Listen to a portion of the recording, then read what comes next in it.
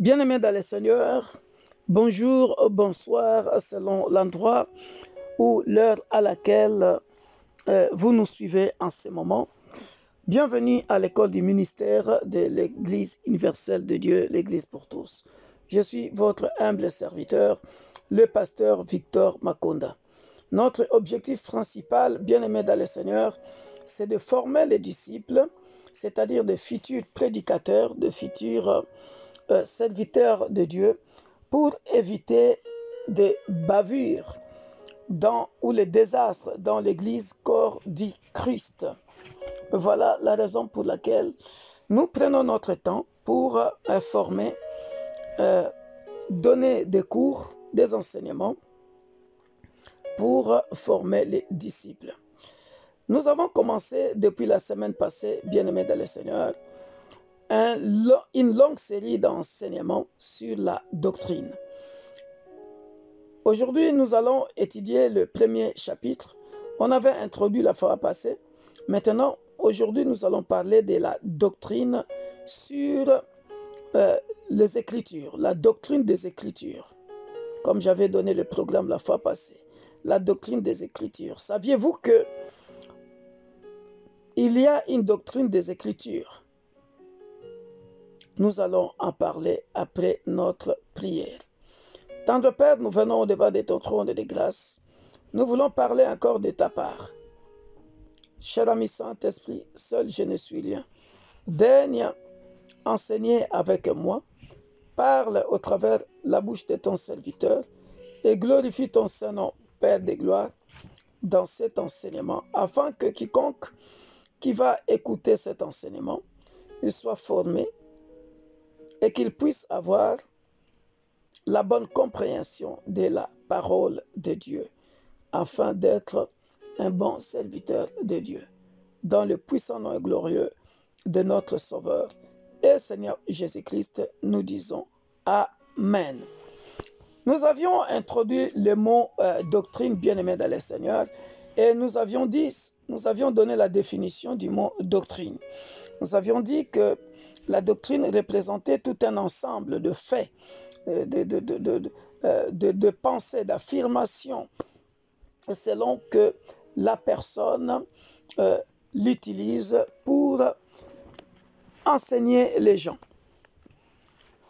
Nous avions donné plusieurs définitions, et selon la Bible aussi, et selon le monde. Et selon la Bible, nous le rappelons encore, on avait dit que selon la Bible, c'est un ensemble de paroles, d'expressions de la foi. Or, on met la foi sur quoi? Sur la parole que Dieu t'a dit ou t'a dite. Or, cette parole-là, bien-aimé, c'est ce que nous appelons les Écritures. Les Écritures. Voilà pourquoi il y a une doctrine des Écritures. Et la doctrine des Écritures consiste à une lecture des Écritures, à comprendre les Écritures du début jusqu'à la fin. Quand je dis du début jusqu'à la fin, de l'Ancien Testament jusqu'au Nouveau Testament. Très important à savoir, bien-aimé dans le Seigneur. C'est une longue leçon. Je vous promets que je ferai des supports comme là ce soir. Dès que je finis, je vais faire des supports, c'est-à-dire de polycopier, je vais faire des captures de photos que je vais vous envoyer sur le groupe. Chacun pourra les imprimer à sa façon pour se documenter parce que c'est trop profond. Donc, l'enseignement sur la doctrine des Écritures en soi, elle est déjà longue, plus la documentation, s'il vous plaît, vous tous, peuple de Dieu, j'aimerais, dommage pour les anglophones parce que, interpréter ce que je vais vous donner comme documentation en anglais, c'est dur, c'est vraiment dommage parce que le livre est écrit en français. Donc, je disais, bien-aimé, il y a une doctrine des Écritures. Pourquoi? Parce que, à la base, je le répète, retenez bien ce que je vais dire. Parce que, à la base, La doctrine, bien-aimés, c'est une expression, comme nous l'avions dit, la doctrine selon la parole de Dieu. Nous avions dit, bien-aimés dans le Seigneur, que dans le domaine de la parole ou de la Bible, la doctrine est avant tout une expression de la foi et une présentation de faits qui sont l'objet de cette foi. Or, tu vas mettre ta foi sur quoi? Sur qui? Tu vas mettre ta foi sur la parole que Dieu t'a donnée, t'a dite. Or, cette parole-là se trouve où? Dans les Écritures. Écoutez-moi bien, dans les Écritures. Voilà pourquoi d'ailleurs, j'avais donné l'exemple de la Torah dans l'Ancien Testament, la parole ou les paroles que Dieu avait données à Moïse. Qu'on avait dit dans Deutéronome, par exemple, chapitre 31, verset 23, 24. Et tout ça sont des enseignements que je vous donnerai. Comment était écrite la Torah? Il faut le savoir. Quand toi, tu es pasteur, tu dois savoir comment on avait écrit la Torah, par exemple. Mais on n'en est pas encore là. Comment ce qui est marqué dans la Bible, le contenu de la Bible, je vais tout nous expliquer, bien-aimés dans le Seigneur. Alléluia. Que Dieu soit loué. Alors, nous commençons notre leçon. Donc, cette parole-là, c'est ce qu'on appelle les Écritures, parce que c'est marqué dans la Bible. Premier point, écrivez. Vous écrivez le point A, la Bible. C'est quoi la Bible? La Bible vient du mot biblion ou biblos. C'est référent à la plante de papyrus, à partir duquel le principal matériel d'écriture utilisé par les Grecs était fait. Biblion était souvent traduit comme livre. Nous le voyons dans l'Apocalypse, chapitre 22, versets 18 à 19. Vous tous, vous les connaissez, où on a écrit que personne n'ajoute ou je vais vous lire ça. Que personne n'ajoute ou retranche la parole de cette prophétie. Apocalypse chapitre 22, versets 18 à 19. Nous les connaissons. Je déclare à quiconque entend les paroles de la prophétie de ce livre. Vous voyez, donc on considère la Bible comme étant le livre. Si quelqu'un y ajoute quelque chose, Dieu le frappera de fléaux décrits dans ce livre. Et si quelqu'un retranche quelque chose des paroles du livre de cette prophétie, Dieu retranchera sa part dans l'arbre de la vie et de la ville sainte décrit dans ces livres. Voilà. Donc, biblion était souvent traduit comme livre, selon Révélation ou Apocalypse, chapitre 22, versets 18 et 19. Donc, le terme Bible vient techniquement à signifier le livre des livres, un ensemble de plusieurs livres. Il y en a qui appellent ça aussi une bibliothèque, c'est-à-dire un ensemble de livres aussi. B. L'Ancien et le Nouveau Testament. Je pense que je donnerai ce cours sur la doctrine des Écritures en 2 fois. Alors, le mot testament, nous le savons tous, signifie alliance. Ce terme était utilisé pour désigner la relation existant entre Dieu et son peuple. Quel est ce peuple? C'est le peuple d'Israël. Le terme alliance s'applique d'abord à cette relation elle-même et puis aux livres qui contiennent le rapport de cette relation. Très important à savoir. Alléluia. Pourquoi? Je le répète. Le terme alliance s'applique tout d'abord à cette relation elle-même, c'est-à-dire la relation entre le peuple d'Israël, le peuple choisi de Dieu, et Dieu. Pourquoi on dit « et puis aux livres qui contiennent le rapport de cette relation » ? Parce que cette relation s'exprime par les Écritures. C'est-à-dire Dieu a parlé. Mais, même en français on dit la parole ou les paroles s'envolent, les écrits restent.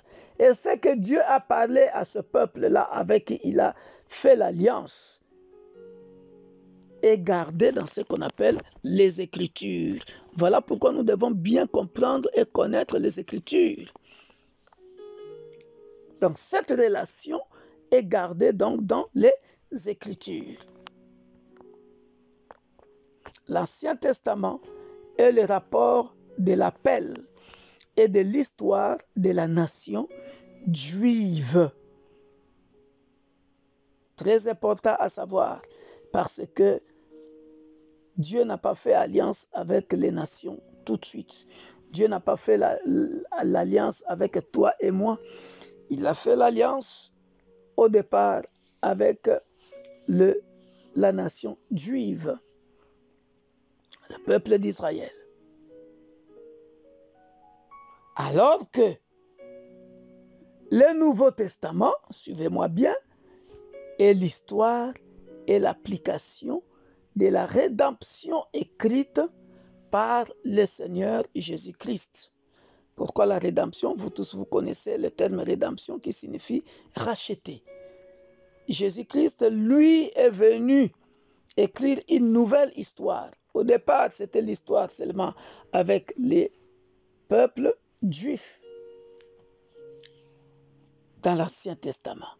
Vous verrez que tout l'Ancien Testament, qui est d'ailleurs la doctrine de Dieu le Père,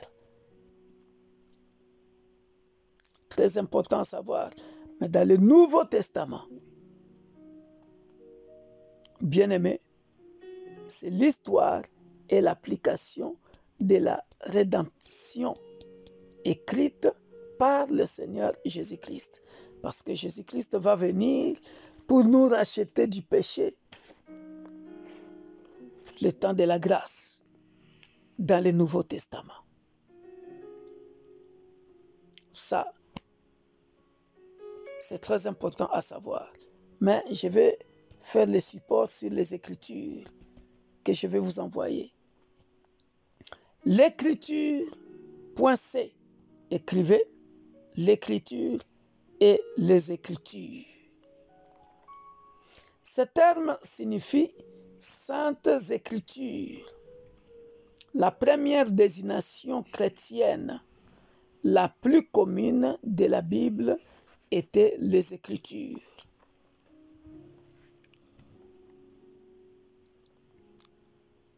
Au départ, on ne disait pas la Bible, on disait toujours les Écritures. Les Écritures. D. La parole de Dieu. De tous les noms donnés à la Bible, la parole de Dieu est sans doute le plus significatif, impressionnant et complet. Ce nom nous enseigne de voir la Bible comme les paroles de sagesse divine, comme Dieu parlant à l'homme. C'est ce qui explique la relation, le rapport, l'alliance que Dieu a fait avec son peuple. Voilà pourquoi on appelle ça la parole de Dieu. C'est-à-dire, ici, l'homme devrait faire la différence entre la parole d'un homme ordinaire et la parole de Dieu. Voilà pourquoi je dis bien que les Saintes Écritures, c'est la première désignation la plus commune de la Bible. Mais après, les gens se sont habitués à appeler la Bible la parole de Dieu. Mais sinon, auparavant, on appelait ça tout simplement les Écritures. L'Écriture ou les Écritures.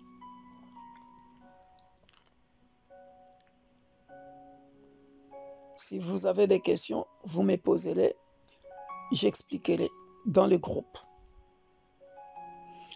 Les Écritures inspirées. Ici, nous allons démontrer que la parole de Dieu n'est pas la parole ou les paroles des hommes.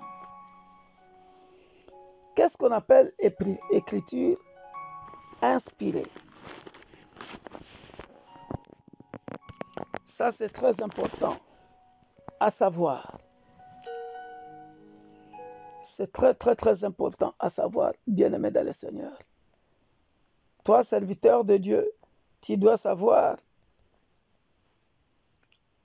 pourquoi on appelle la Bible les Écritures inspirées.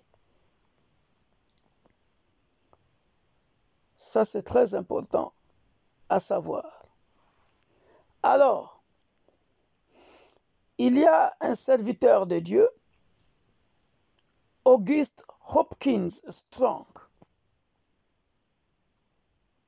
qui était un baptiste, un ministre baptiste et théologien. Lui, il a écrit ceci.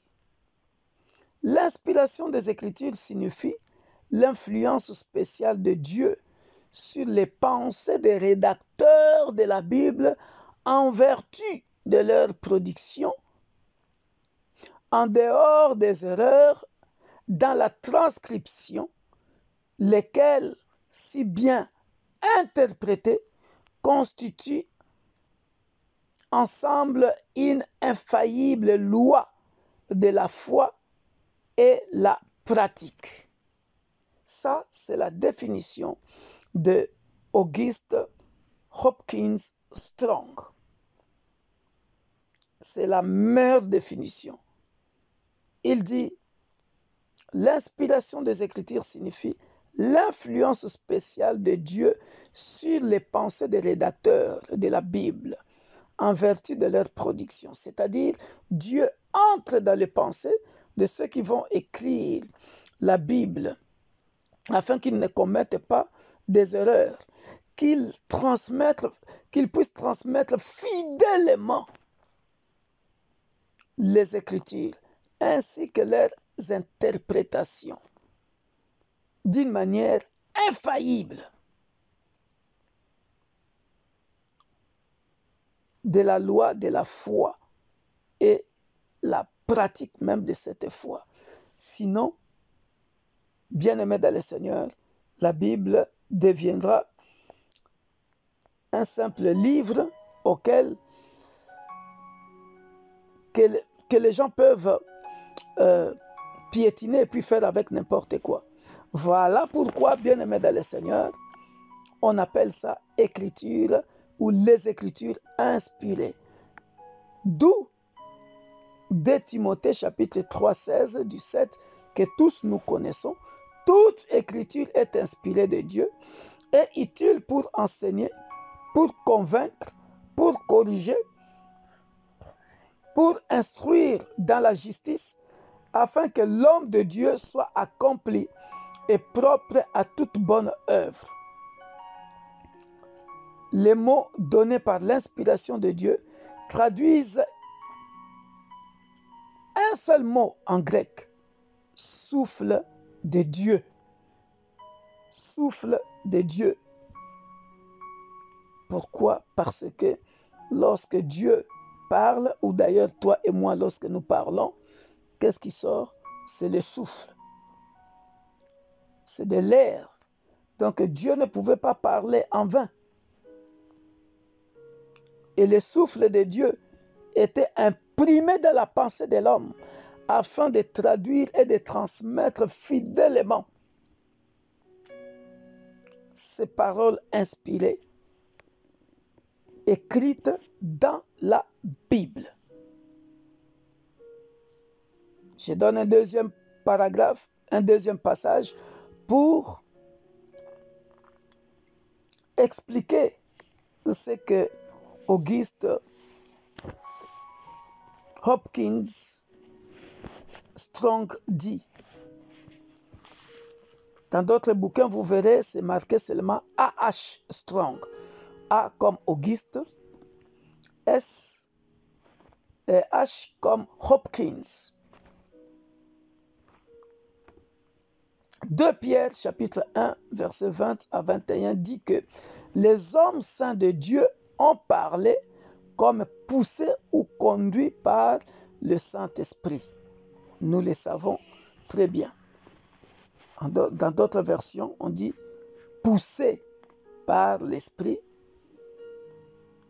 Les hommes de Dieu ou les prophètes ont parlé par le Saint-Esprit. En Hébreu, chapitre 1, verset 1, que nous connaissons tous, nous lisons que Dieu a parlé par les prophètes et après par son Fils. Ceci fait de la Bible, les livres de Dieu, est différent de tous les autres ouvrages dans le monde. Ici, le texte de Hébreu, chapitre 1, verset 1, est clair. Ça fait d'ailleurs le lien entre l'Ancien Testament et le Nouveau Testament. Comment? Je vais le lire pour vous. À Hébreux chapitre 1, verset 1. Après avoir autrefois, à plusieurs reprises et plusieurs manières, parlé à nos pères par les prophètes. Or, parler à nos pères c'est où? C'est dans l'Ancien Testament. Par les prophètes c'est où? Dans l'Ancien Testament. Dieu, dans ces derniers temps, je suis au verset 2, Dieu, dans ces derniers temps, nous a parlé par le Fils, c'est-à-dire Jésus-Christ, dans le Nouveau Testament. Il l'a établi héritier de toutes choses. Par lui, il a aussi créé l'univers. Alléluia. Tout ça, ça montre que la Bible est différente de tous les autres ouvrages. Dieu nous a parlé par les prophètes, Ancien Testament. Dieu nous a parlé après par son Fils. Hébreux chapitre 1, verset 1 à 2.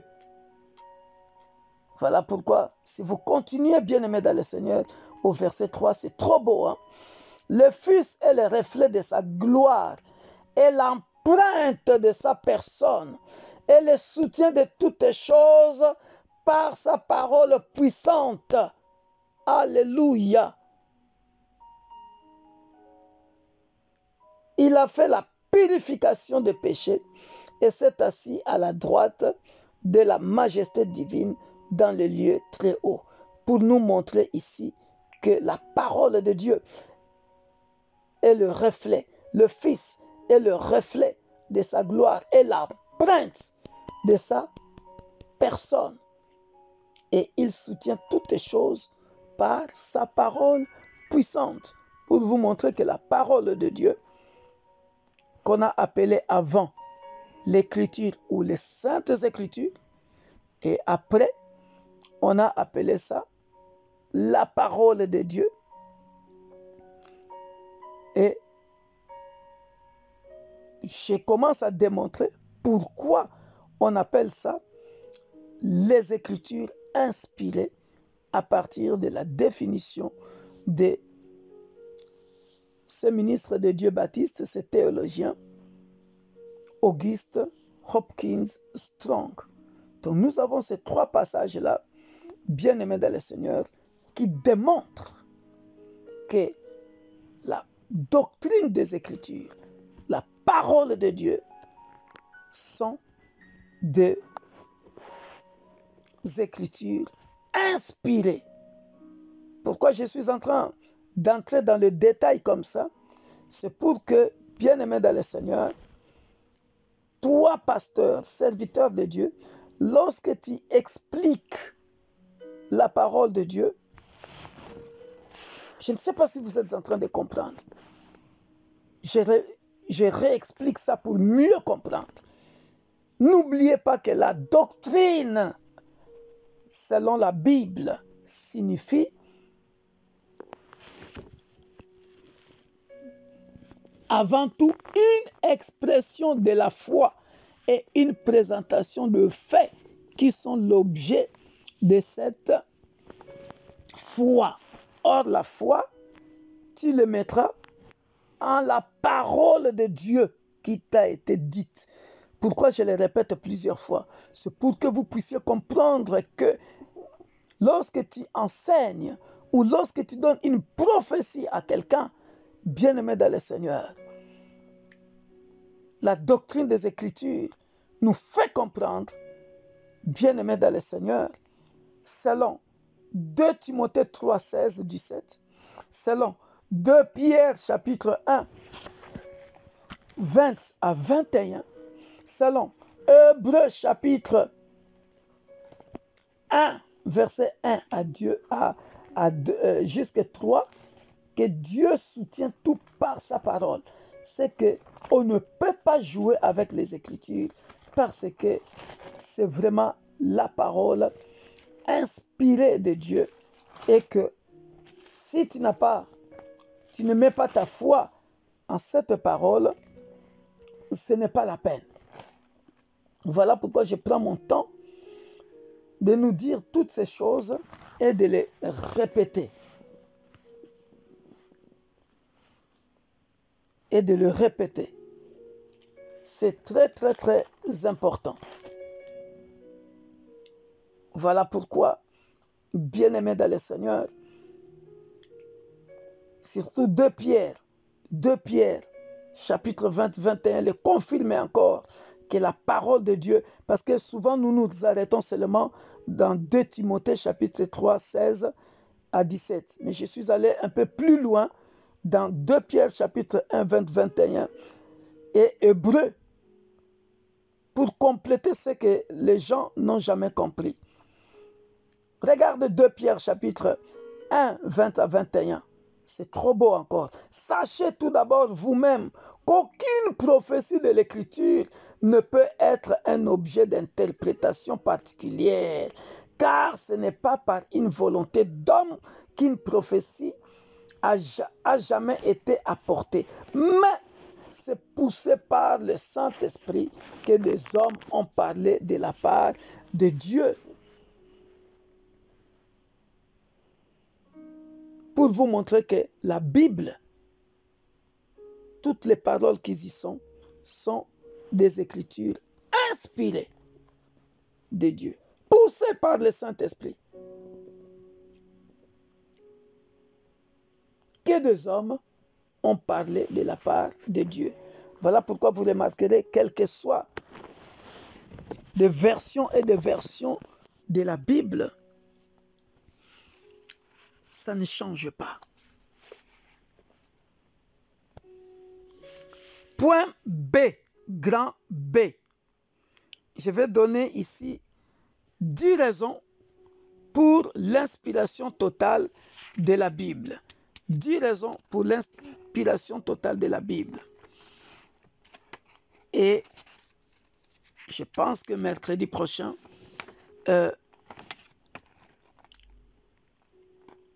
je donnerai autre chose. Mais je suis en train de donner ce qui est les bases pour comprendre la doctrine des Écritures. Très important. Et surtout, imprimer le support que je vais vous envoyer pour savoir comment l'Écriture, la Bible a été écrite, et que des années et des années, la Bible a gardé son authenticité. Alors, 10 raisons pour l'inspiration totale de la Bible. 1. Jésus a donné à l'Ancien Testament sa pleine approbation. Il l'a accepté comme l'infaillible parole de Dieu. Dans Matthieu chapitre 5, verset 18, il dit quoi? Première raison. Car je vous dis en vérité, tant que le ciel et la terre ne passeront point, il ne disparaîtra pas de la loi un seul iota ou un seul trait de lettre jusqu'à ce que tout soit arrivé. Bon, moi parce que je l'ai déjà étudié, voilà pourquoi je l'ai dit en avance. Il ne disparaîtra point un seul iota de lettres jusqu'à ce que tout soit arrivé. Les gens peuvent s'aventurer à faire n'importe quoi sur la Bible. Bien aimé, ils n'arriveront jamais, je dis bien jamais, à changer les Écritures. Parce que ce sont des paroles inspirées et saintes. Voilà pourquoi vous soulignez ça. Ce sont des choses très, très, très importantes à découvrir. Donc, que l'homme le veuille ou pas. Car, Matthieu chapitre 5, verset 18, première raison, car je vous le dis en vérité, tant que le ciel et la terre ne passeront point, il ne disparaîtra pas de la loi qu'un seul iota ou un seul trait de lettre. Quelle lettre? Jusqu'à ce que tout soit arrivé. C'est-à-dire la parole de Dieu. Si vous continuez au verset 19, il dit, c'est lui donc qui supprimera l'un de ses plus petits commandements et qui enseignera aux hommes à faire. De même sera appelé le plus petit dans le royaume des cieux. Mais celui qui les observera et qui enseignera à les observer, celui-là sera appelé grand dans le royaume des cieux. Donc, dans tout ça, bien aimé, on est en train de parler que des Écritures. Il s'agit des Écritures. C'est-à-dire, Jésus voulait tout simplement dire que enseigner la parole de Dieu, cette lettre, ces commandements qui sont écrits où? Dans la Bible. Fidèlement. Pas un seul iota ne peut disparaître. Au nom de Jésus. Deuxième raison qui montre l'inspiration totale de la Bible. Le livre est le produit d'un esprit supérieur. 66 livres écrits par environ 40 différents écrivains vivants dans des endroits différents et dans des différents environnements pendant une période de 1600 ans. Chacun n'étant pas au courant de ça, a contribué avec sa part essentielle pour faire un tout, chacun ajoutant et clarifiant, mais jamais contredisant ce que les autres ont écrit. C'est beau, hein? C'est-à-dire, toi, tu es à Bandalungwa, tu es à Dublin, l'autre est aux États-Unis, l'autre est en Afrique, en Asie, mais tous, 40 différents écrivains. Nous écrivons 66 livres, vivant dans des endroits différents. Pendant une période de 1600 ans, chacun selon sa période. Mais nous ne nous sommes pas contredits.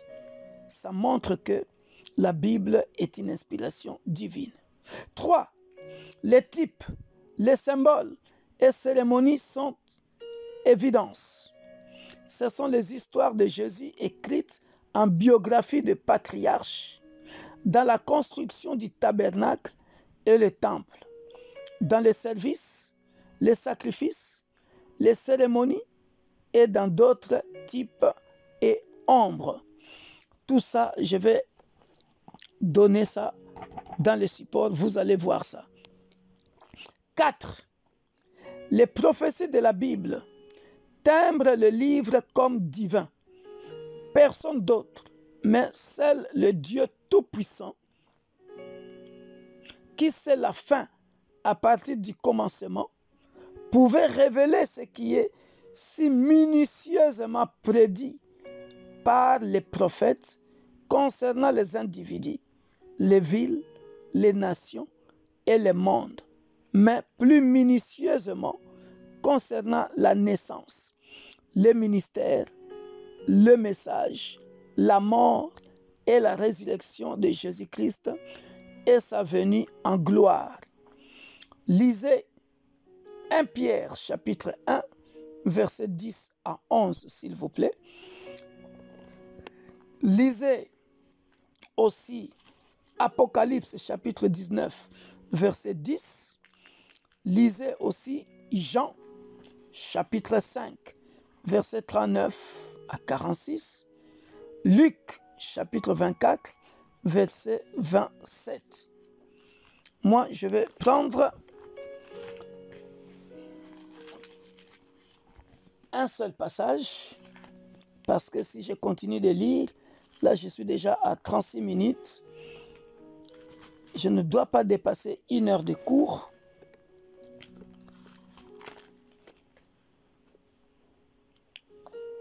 Pour une bonne compréhension de la parole. Que nous dit notre frère Jean dans l'Apocalypse, chapitre 19, verset 10. J'ai tombé à ses pieds pour l'adorer, mais il me dit, garde-toi de le faire. Je suis ton compagnon de service et celui de tes frères qui ont le témoignage de Jésus. Adore Dieu, car le témoignage de Jésus est l'esprit de la prophétie. Soulignez ça, bien-aimé. Est l'esprit de la prophétie. Or, la parole de Dieu est une prophétie, comme nous avons vu dans Apocalypse chapitre 22, verset 18 à 19. Vous pouvez lire ça. Ça va de pair avec 1 Pierre, chapitre 1, verset 10 à 11. On peut aussi les lire. Normalement, je devrais vous laisser lire pour que moi, je puisse gagner du temps. 1 Pierre, chapitre 1, verset 10 à 11. 1 Pierre, chapitre 1, verset 10 à 11. C'est trop beau. Les prophètes qui ont prophétisé, touchant la grâce qui vous était réservée, ont fait de ce salut l'objet de leurs recherches et de leurs investigations. C'est-à-dire même les prophètes qui ont écrit la Bible.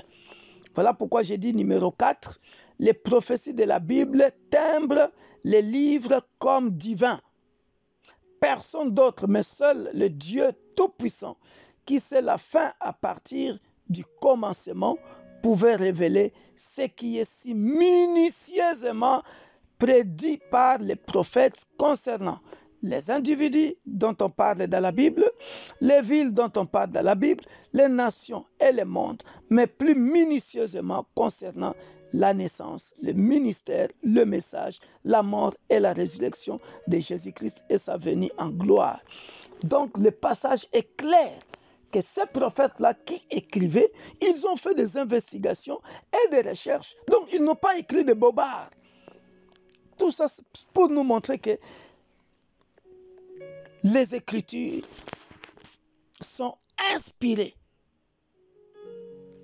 Donc, soulignez tous ces passages-là, si vous ne le saviez pas, que la Bible a ce qu'on appelle la doctrine des Écritures, pour que vous connaissiez, toi qui prêches la parole, que tu saches convaincre quelqu'un Verset 11. Il voulait sonder l'époque et les circonstances marquées par l'Esprit de Christ qui était en eux et qui attestait d'avance les souffrances de Christ et la gloire dont elles seraient suivies. Soulignez ça, bien-aimé dans le Seigneur. 1 Pierre chapitre 1, verset 10, 11. On descend même jusqu'à 12. Il leur fit révéler que ce n'était pas pour eux-mêmes, mais pour vous qu'ils étaient les dispensateurs de ces choses que vous ont annoncé maintenant ceux qui vous ont prêché l'évangile par le Saint-Esprit envoyé du ciel et dans lequel les anges désirent plonger leur regard. Il faut que tu saches te défendre par rapport à tout ça. 1 Pierre, toi qui enseignes la parole, pour que tu fasses confiance à cette parole que tu prêches, que tu saches que ces prophètes-là avaient reçu le mandat d'écrire ça selon le Saint-Esprit, pour que nous, aujourd'hui, on n'était même pas encore nés, mais que nous puissions comprendre les Écritures. 5e raison, la morale le prouve que c'est divin. Les enseignements de la Bible constituent une haute morale connue des hommes. Une morale si haute et sainte qu'un homme sans l'aide divine ne peut jamais l'atteindre. Ici, c'est pour nous dire seulement que sans le Saint-Esprit, tu ne pourras jamais comprendre la parole de Dieu. 6. Le créateur de l'homme est l'auteur du livre, c'est-à-dire Dieu. Le livre révèle l'homme à lui-même et pénètre jusqu'au centre de son être, comme aucune écriture ne peut faire. Ça, c'est Hébreux chapitre 4 qui nous dit que la Bible pénètre jusqu'à la moelle épinière. Ça pénètre notre être. Notre être.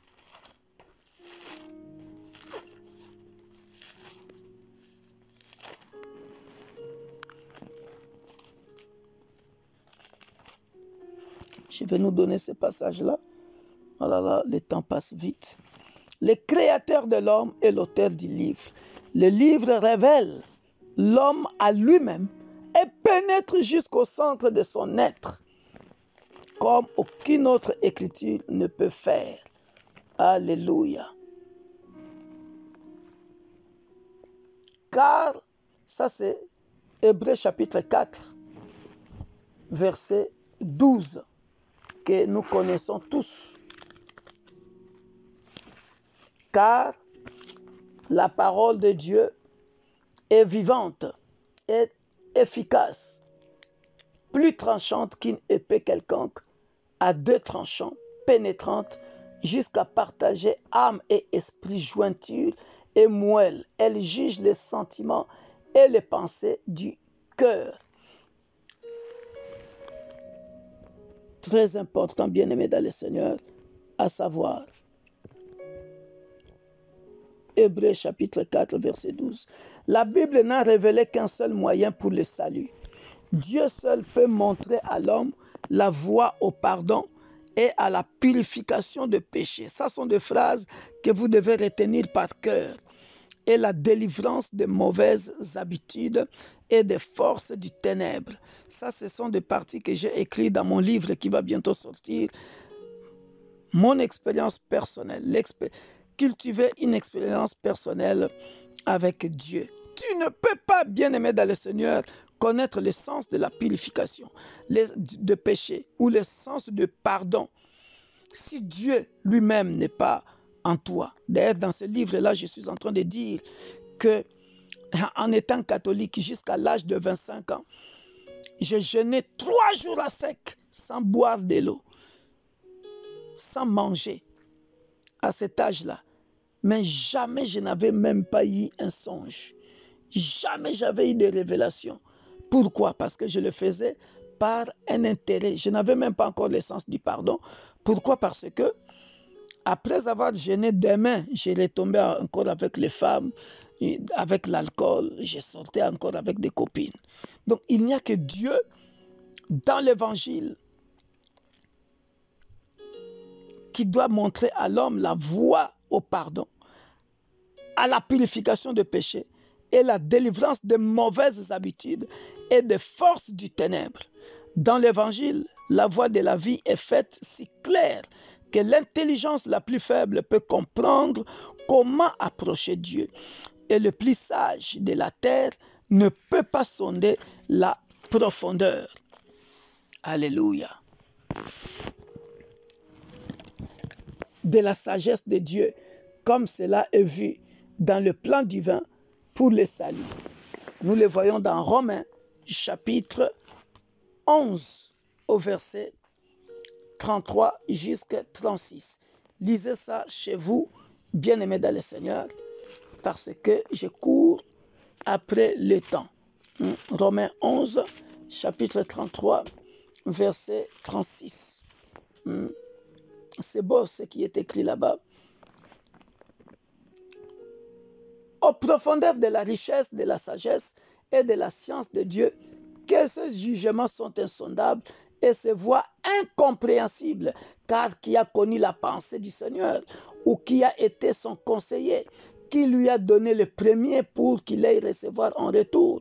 C'est de lui, par lui et pour lui que sont toutes choses. À lui la gloire dans tous les siècles. Amen. Donc ce n'est que par Dieu que tu peux comprendre quand tu crées cette intimité-là avec Dieu.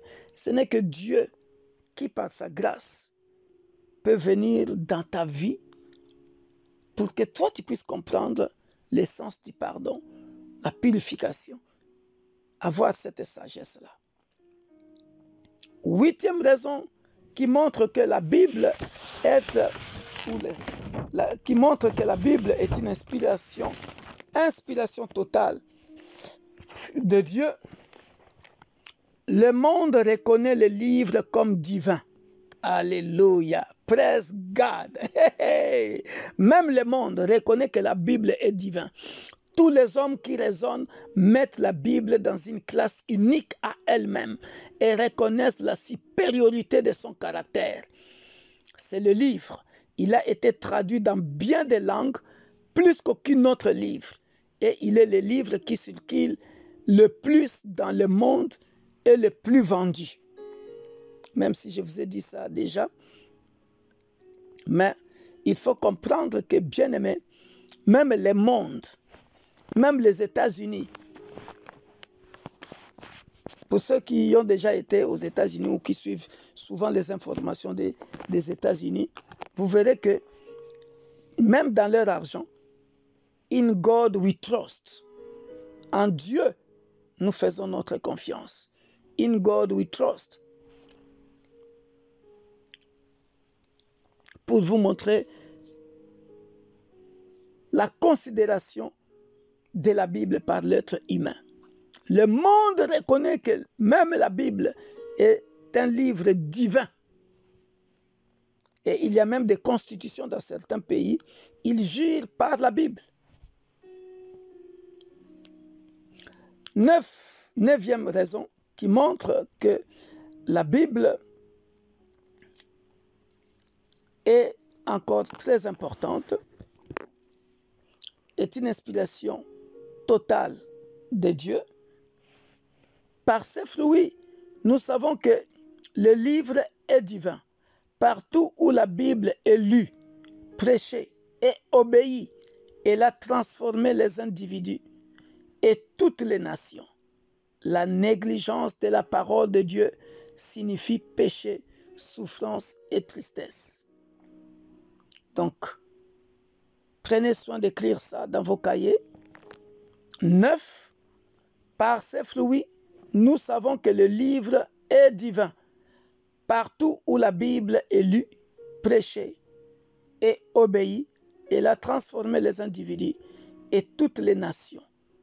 la négligence de la parole de Dieu signifie péché, souffrance et tristesse. 10e et la dernière raison, la Bible va plus durer que l'univers. Ça, c'est bien écrit. Le monde passera, mais ma parole ne passera pas. Donc, si et seulement si, la Bible va plus durer que l'univers. Elle a résisté à toutes les attaques de ses ennemis. Et ce qui est pire, les mauvaises interprétations de ses amis, les armes de l'infidélité ont été pointées contre elle, mais par une tourelle de cette puissante tour de vérité était tombée. Alléluia. Car la Bible dit dans Psaume 119, écrivez ce passage, dans Psaume 119, verset 89, « À toujours, ô Éternel, ta parole subsiste dans les cieux. » Alléluia. À toujours. Psaume 119, bien-aimé dans le Seigneur. Il y a beaucoup de passages, vous le savez bien. Psaume 119, verset 89.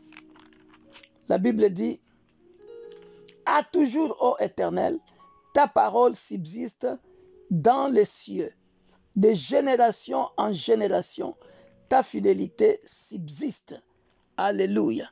Et vous connaissez aussi le passage qui nous dit que ce monde passera, mais la parole de Dieu ne passera pas. Cela prouve que la Bible est une inspiration divine totale.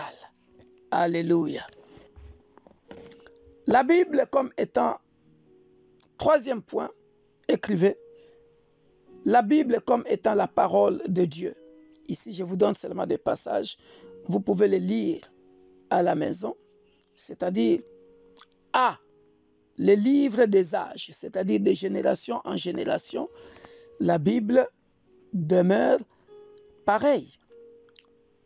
Psaume 119, verset 89, « À toujours, ô Éternel, ta parole subsiste dans les cieux. » Deuxième passage que je vous ai donné là, Matthieu 24, verset 35, « Le ciel et la terre passeront, mais mes paroles ne passeront point. » Ésaïe chapitre 40, verset 8, Matthieu chapitre 5, verset 18 que nous avons lu, 1 Pierre chapitre 1, 25, vous pouvez lire ça.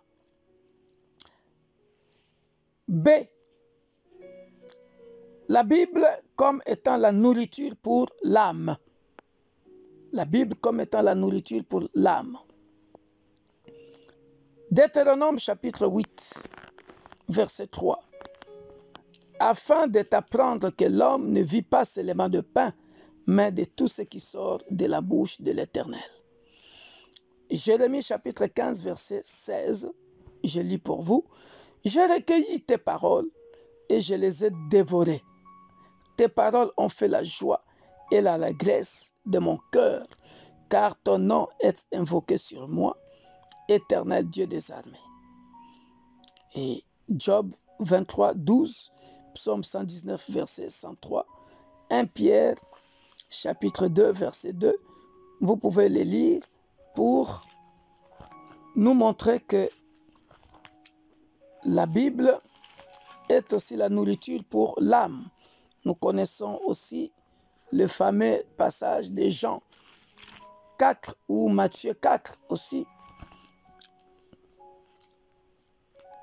Le jeûne de Jésus-Christ, quand il va répondre à Satan que l'homme ne vivra pas seulement du pain. Nous connaissons tout ça, mais de toute parole de Dieu. Tout ça, ça nous montre que la parole de Dieu est une nourriture pour l'âme. Matthieu 4, 4. Jésus répondit, il est écrit, l'homme ne vivra pas de pain seulement, mais de toute parole qui sort de la bouche de Dieu. Très important. Alors, je m'arrête là pour aujourd'hui et nous terminerons la deuxième partie de la doctrine des Écritures le mercredi prochain, où nous allons parler du point D, que la parole fournit la lumière. Elle est puissante dans son influence et qu'elle était écrite pour un but. Et aussi, elle est absolument digne de confiance pour ceux qui ne feront pas confiance à la parole de Dieu. Donc, je vais jongler avec la deuxième partie de la doctrine des Écritures et la doctrine de Dieu. Alors, je vais attacher une pièce jointe à cette leçon. Vous pouvez, je vais faire la capture du livre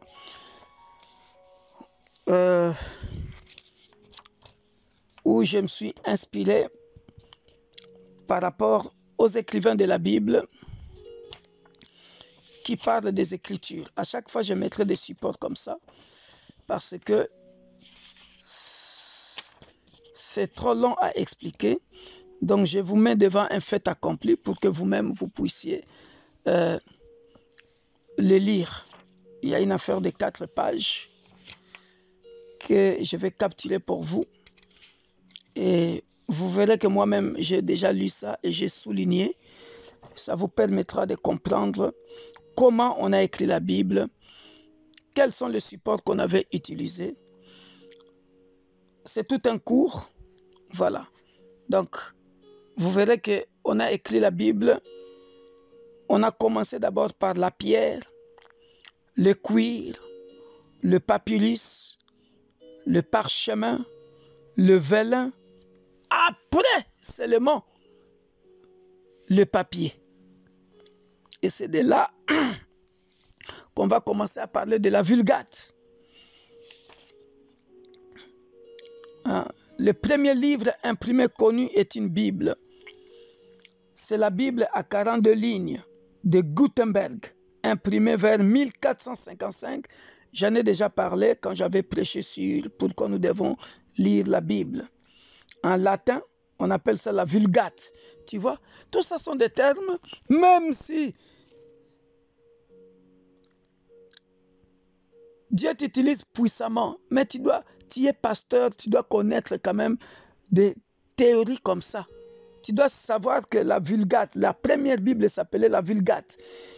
Il y eut, semble-t-il, 100 exemplaires tirés sur papier et 30 sur vélin, ce qui nécessita 5000 peaux de mouton. Donc tout ça sont des informations. Même si Dieu t'utilise, je ne sais pas comment dans des prophéties, mais ce sont des leçons à savoir, absolument à connaître. La Vulgate, c'est quoi? Tu es pasteur, tu ne sais pas ce que c'est la Vulgate. C'est honteux.